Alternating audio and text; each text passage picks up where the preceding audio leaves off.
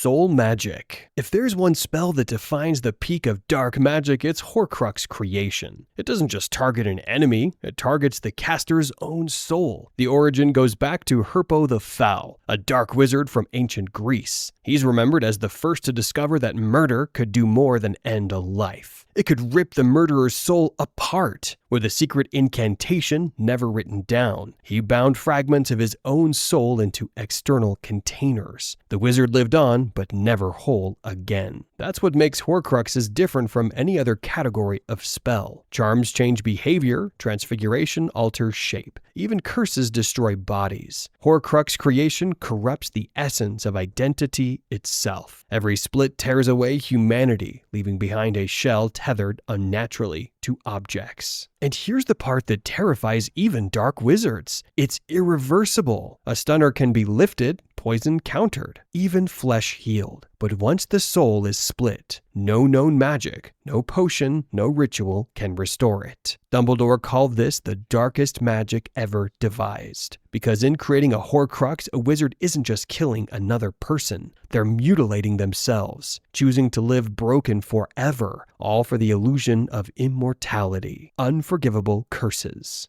Some spells are so cruel that wizarding laws set them apart forever. In 1717, the Ministry of Magic officially outlawed 3 incantations, declaring them unforgivable. Anyone caught using them would face life in Azkaban. The killing curse, Avada Kedavra, dates back to the earliest wizarding wars. A flash of green light, instant and unblockable death, leaving no wound behind. Its power is simple, but its simplicity is what makes it terrifying. The Cruciatus Curse overwhelms every nerve with pain beyond endurance. What makes it unique is intent. Unless the caster truly wishes to cause suffering, the spell fizzles. In other words, it requires cruelty to function. Then there's Imperio, the Imperious Curse. Unlike the other two, it doesn't attack the body. It seeps into the mind, erasing free will and turning the victim into a puppet. Whole communities have been enslaved under this curse without ever realizing it. Some even point to the Peveril brothers themselves, Antioch, Cadmus, and Ignatus. Their initials align perfectly with Avada Kedavra,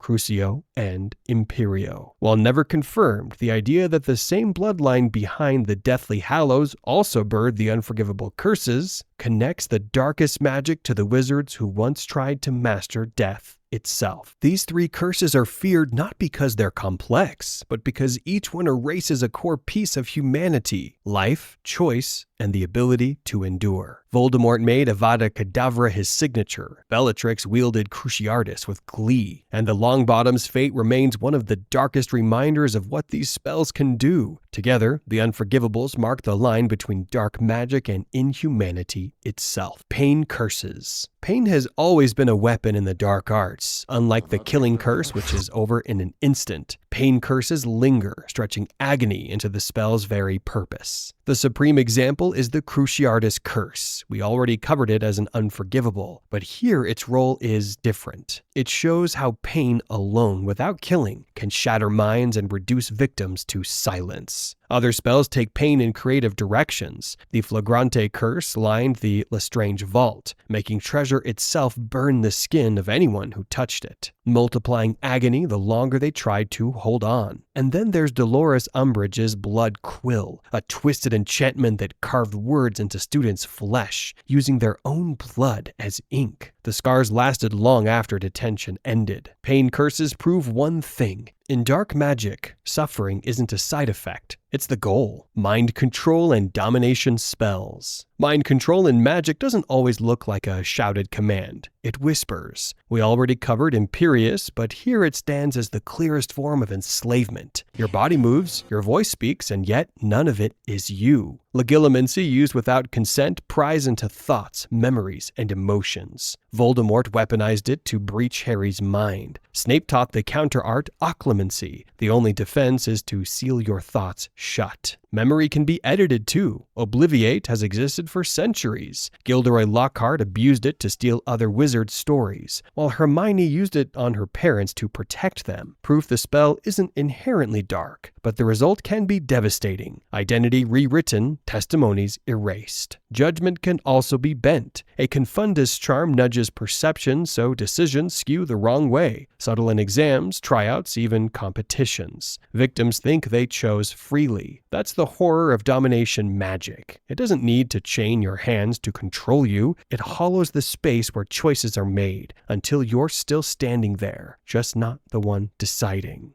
Oh, and did I mention one of the rarest dark spells is the Subscribo Maxima. Only true witches and wizards can cast it. If you're just a muggle, don't worry, you won't even see the button. Maiming and killing curses. The clearest modern example is Sectumsempra, invented by teenage Severus Snape. The incantation conjures invisible blades that tear flesh, opening arterial wounds. Harry cast it on Draco without knowing its effect and nearly killed him. The only counter, Vulnera Sanatur, slows the bleeding and painstakingly knits tissue. Proof the damage is magical first, medical second. Older curses read like battlefield nightmares. The entrail expelling curse appears in medieval dark art histories for a reason. It attacks from the inside out. Related flesh-cutting curses don't stun or scorch. They slice and lacerate, leaving victims hemorrhaging before help can arrive. Here's the difference from the instant green flash we already covered. These curses focus on suffering through injury. They break bodies, not just lives. And when healers succeed, the scars, physical and mental, still linger. That's why in wartime, some dual masters refuse to teach them. Normalize magic that carves people apart, and the line between combat and cruelty disappears. Elemental destruction. The most feared example is Fiend Fire, a cursed flame known since medieval times. Unlike ordinary fire, Fiend Fire grows in monstrous shapes: serpents,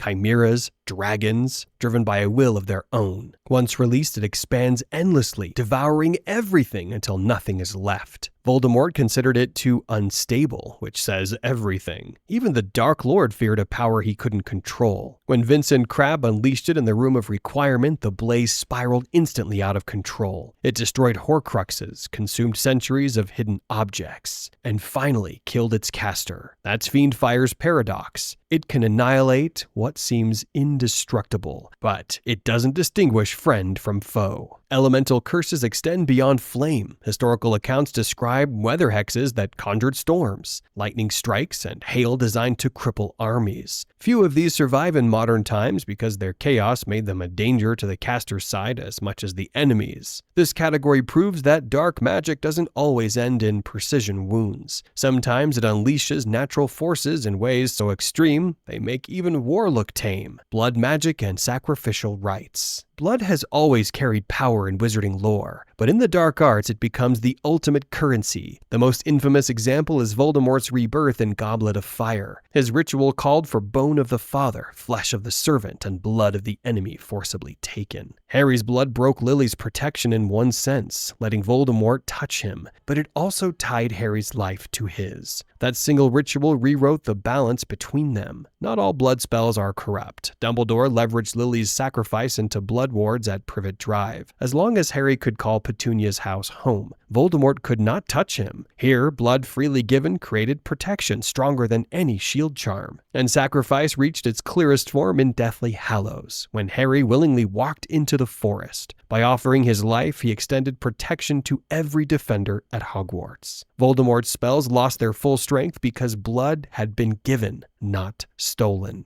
Blood magic shows intent is everything. Stolen blood corrupts and enslaves. Given blood shields and protects. That duality is why blood rites appear in the oldest magical traditions. They channel life itself, for ruin or for salvation. Cursed objects and dark enchantments. Not all dark spells are cast in duels. Some are sealed into objects, lying in wait for whoever touches them. One of the most infamous is Marvolo Gaunt's ring. After Voldemort made it a Horcrux, he doubled the danger by lacing it with a lethal enchantment. When Dumbledore slipped it on, the curse spread like poison through his hand, and even Snape's skill could only slow its progress. Another case is the Opal Necklace at Borgin and Berks. Passed through many owners, it carried a curse so severe that when Katie Bell accidentally touched it, she was struck into a near-fatal state and rushed to St. Mungo's. Not every cursed object kills outright. The Hand of Glory emits light only for its holder, plunging everyone else into darkness, an advantage designed for ambush and crime. These enchantments prove a terrifying truth. In the wizarding world, even the most ordinary object could hide magic waiting to destroy. Disease and poison curses. Some dark curses attack more like plagues than weapons. Spattergroit, a highly contagious magical disease,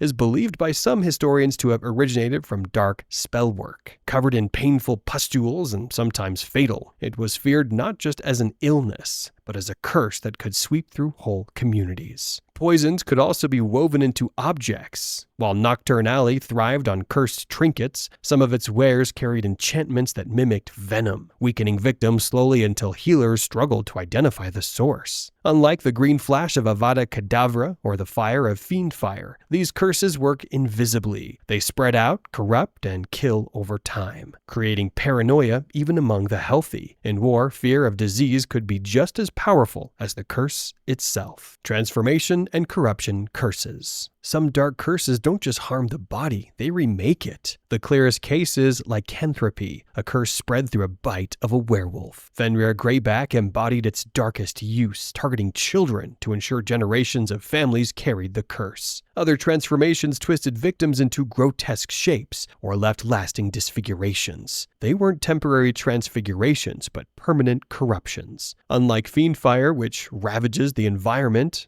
these spells attack the integrity of living beings themselves. Historically, such curses marked entire bloodlines. Families carried deformities or conditions that tied them forever to a single act of dark magic. The result wasn't just physical change, but social exile, as cursed individuals often lived at the edges of the wizarding world. Transformation curses show the darkest side of magical creativity, reshaping life not to protect or heal, but to dehumanize.